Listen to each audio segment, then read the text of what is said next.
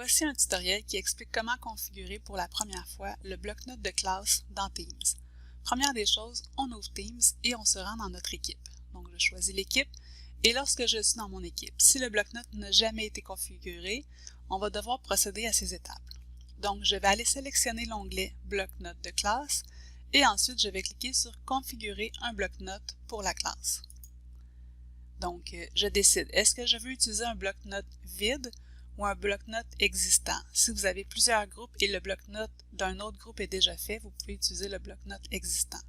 Sinon, nous allons commencer avec un bloc-notes vide.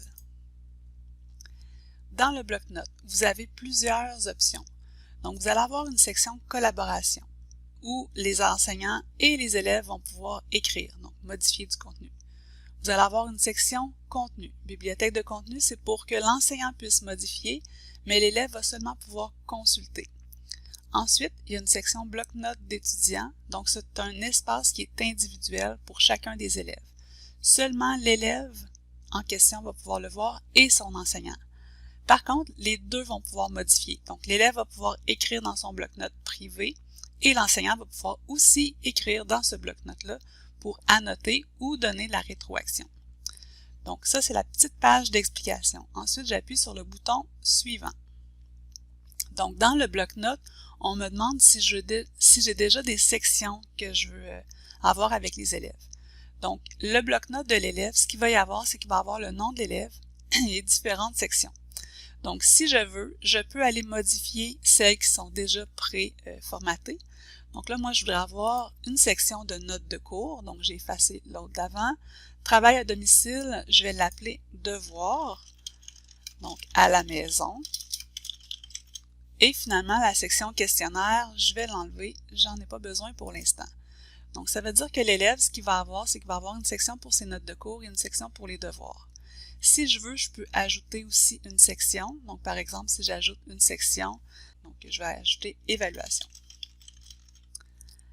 Et finalement, si je désire, donc je peux en ajouter plusieurs. Si plus tard on veut en ajouter, ça va être également possible. Donc lorsque c'est fait, lorsque c'est configuré, ce que je vais faire, c'est que je vais appuyer sur le bouton « Créer ». Ça va maintenant créer mon bloc-notes pour ma classe. Donc on nous demande de patienter selon les demandes qu'on a faites, s'il y a beaucoup de choses ou pas, ça peut prendre plusieurs minutes. Donc il faut être patient, donc on attend patiemment que le bloc-notes puisse se créer.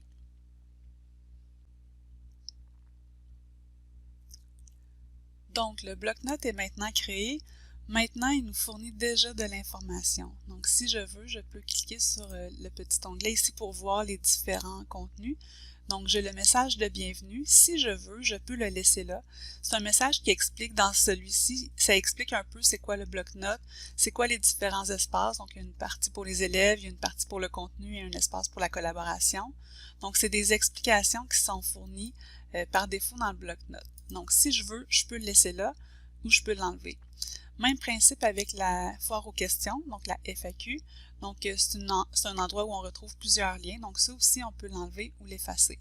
Moi, ce que je vais faire, étant donné que je ne veux pas cette section-là, je vais aller l'effacer. Donc, pour l'effacer, j'appuie sur le bouton droit et je vais faire supprimer la section. Donc, ça supprime définitivement toute la section. Donc, il n'y a plus personne qui font partie du bloc-notes qui vont pouvoir le voir. Prochaine étape, je vais aller dans la section Bibliothèque de contenu. Bibliothèque de contenu, c'est ce que moi j'utilise pour partager les notes de cours aux élèves.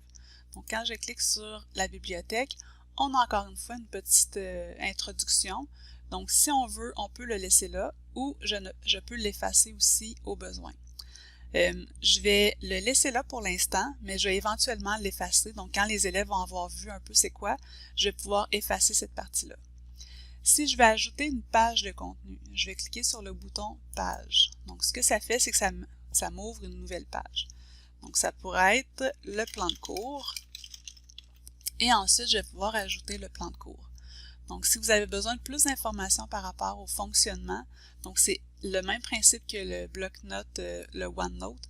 Donc, vous allez pouvoir avoir les options et ajouter des éléments de la même façon qu'on l'ajoute avec le OneNote.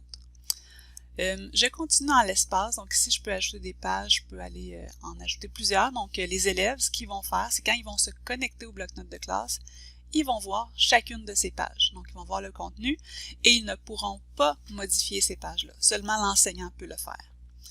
Ensuite, je vais aller dans l'espace collaboratif. Donc, l'espace collaboratif, c'est l'espace où tout le monde peut écrire, donc les élèves et les enseignants. Donc ici, on explique encore qu'est-ce que c'est que cet espace. Donc, c'est la page d'introduction. Pour l'instant, je vais le laisser disponible, mais éventuellement, je vais l'effacer.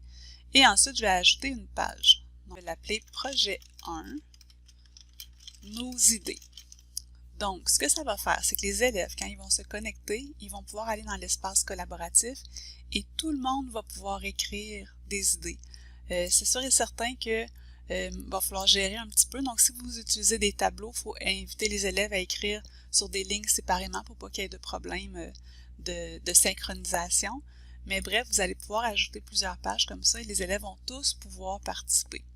Si vous voulez, vous pourriez aussi écrire équipe 1, équipe 2, équipe 3, donc créer des pages d'équipe et envoyer les élèves par équipe sur chacune de ces pages-là.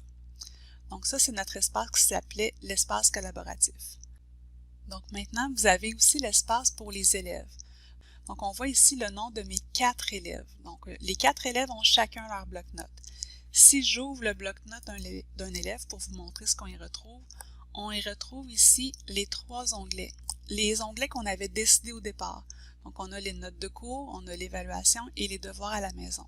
Donc c'est les onglets qu'on avait prédéterminés et chacun des élèves, si j'ouvre les autres élèves, chacun des élèves ont exactement les mêmes onglets. Donc, ils ont les mêmes sections aussi. Puis, chacun de ces élèves-là ne peuvent pas voir ce que les autres élèves font. Donc, ça veut dire que quand je suis en mode d'un élève, je vois la bibliothèque de contenu, je vois l'espace de travail collaboratif et je vois mon nom seulement avec les onglets qui correspondent à mon nom. Donc, à l'intérieur, ici, je vais pouvoir aller noter des choses et l'enseignant et l'élève vont pouvoir écrire et annoter également des choses. Donc ça, c'était la configuration, comment créer son premier bloc-notes de classe. Donc je vais faire d'autres capsules éventuellement sur les différentes façons de l'utiliser. Donc voilà, la configuration devrait être faite pour vous. Vous pouvez créer des bloc-notes pour chacune de vos classes et les élèves qui sont déjà dans votre classe, donc les élèves sont habituellement ajoutés automatiquement. Donc on va retrouver ici un espace pour chacun de ces élèves-là.